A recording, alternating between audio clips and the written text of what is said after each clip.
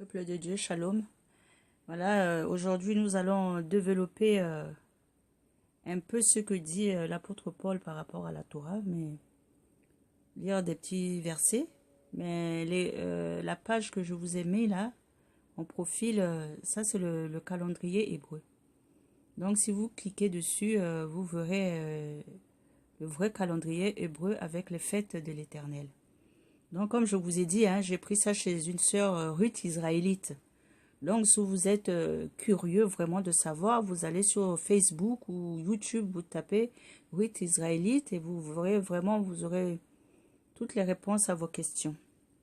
Donc, nous allons commencer par lire dans Romains 2 au verset 13, hein, qui nous dit ce ne sont pas en effet ceux qui écoutent la loi qui sont justes devant Dieu, mais ce sont ceux qui les mettent en pratique qui seront justifiés. Donc, j'avais développé hier que on est justifié par la pratique de la Torah.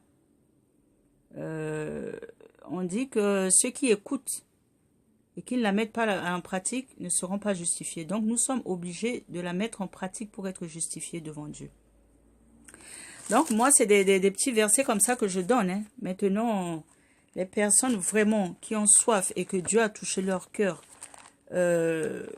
d'aller vraiment au fond de ce truc-là, de cet enseignement, ils trouveront toujours des réponses à leurs questions. Nous allons toujours être dans Romains 7 et au verset 12 qui nous dit, je lis au nom du Seigneur, « La loi donc est sainte et le commandement est saint, juste et bon. » Amen. Donc je vous interpelle sur des passages qui parlent de la Torah. Nous allons lire toujours Romains 7 au verset 14 qui nous dit, nous savons en effet que la loi est spirituelle, mais moi, je suis charnel vendu au péché. Voilà. La loi est spirituelle. Donc, pour les gens qui disent que la loi n'est plus là, non. Cherchons à être des enfants spirituels, à être des femmes et des hommes spirituels en pratiquant la Torah, en pratiquant la loi de l'Éternel. Nous allons lire toujours dans Romains 8 au verset 7 qui nous dit, car l'affection de la chair est initiée contre Dieu, parce qu'elle ne se soumet pas à la loi de Dieu, et qu'elle ne le peut même pas. Voilà. Quand on est charnel, on ne peut pas se soumettre à la loi de Dieu. La chair ne s'affectionne pas. Donc, quelqu'un qui est spirituel finira un jour ou l'autre de pratiquer la Torah. Je vous dis, mes frères et sœurs, vous allez peut-être dire que oui, elle raconte des bêtises, mais quand vous rejetez la Torah, posez-vous la question de savoir pourquoi je la rejette. Est-ce que vraiment je suis charnel ou je suis spirituel? Vraiment, c'est important. Nous allons lire dans Actes 24 au verset 14 qui nous dit, « Je t'avoue bien que je sers le Dieu de mes pères. » Ça, c'est l'apôtre Paul qui parle. Parce qu'il y avait des apôtres, il y avait des gens qui disaient qu'ils enseignaient contre la loi.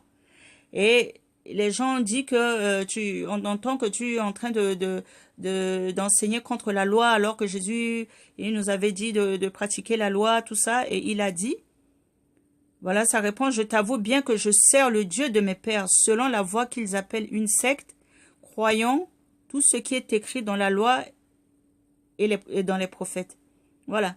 Souvent, ils pensent que la pratique de la Torah, les gens pensent que la pratique de la Torah, c'est une secte.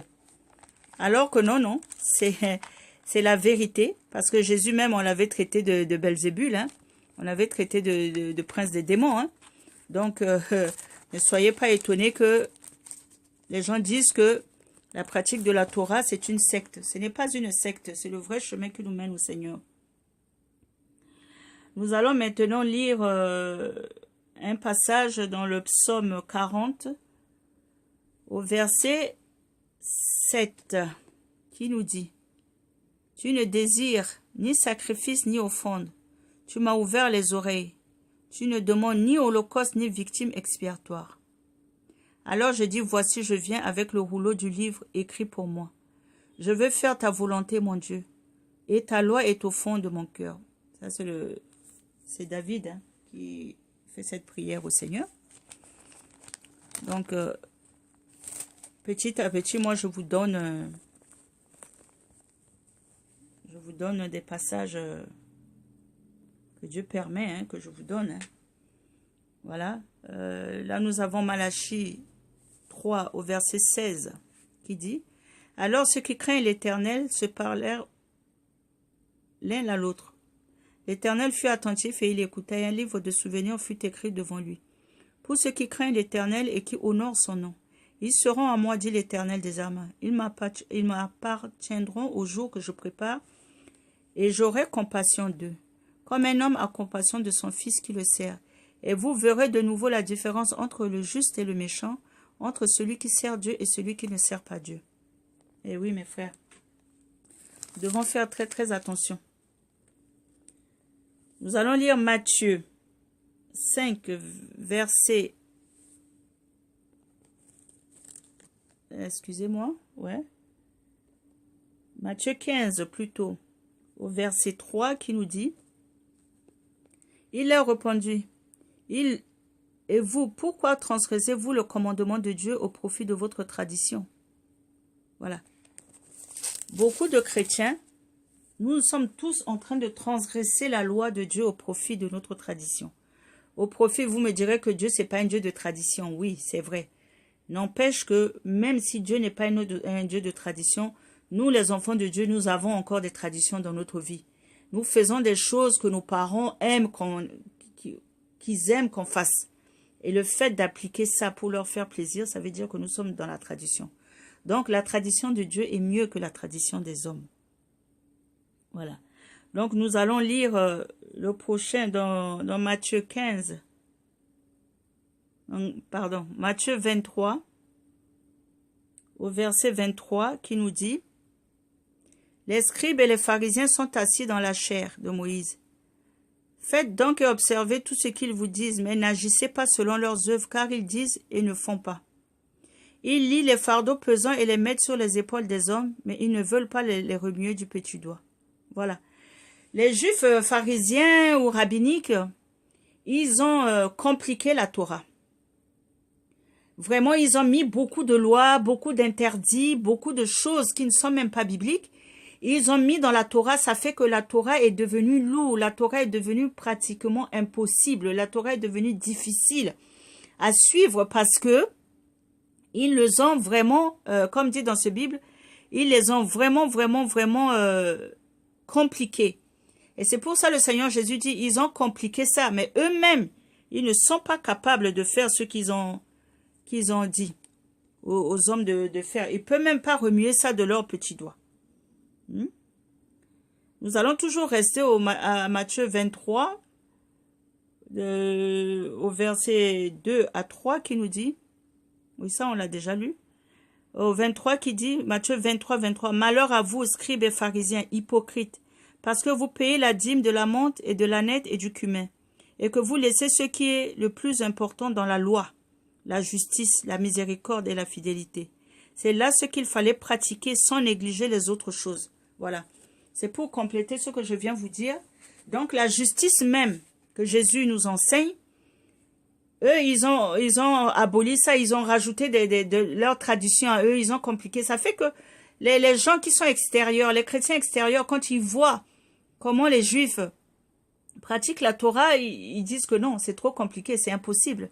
Mais oui, mais non, je veux vous dire que c'est très facile de pratiquer la Torah.